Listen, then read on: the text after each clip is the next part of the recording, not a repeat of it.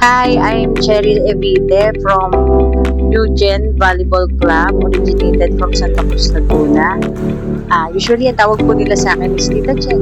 Kung ako tayo ng organization na ganito para makatulong sa mga bata. Naalala ko kasi nung bata ako, naglalaro din po ako ng volleyball.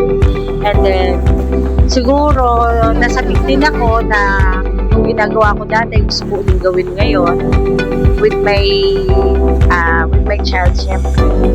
And then, so yun, pag-uo namin ng club, so parang ako yung naging nanay nung club. Sila yung nag-handle ng itong mga kabataan namin na coaches. Kasali na rin yung anak ko na dinitrain namin dati. So, kasali na rin siya sa coach ngayon. And share ko na rin, siguro sana makapagbigay inspiration din ako dun sa ibang parents, ibang nakatatanda na siguro akala nila hindi sila pwede dahil mga kabataan. Huwag po kayong mahiya na ma-involve dito sa ganitong klase ng institution kasi kailangan po namin. Marami po kami kailangan na ituro dahil ang pag-aaral po ay hindi natatapos kailanman.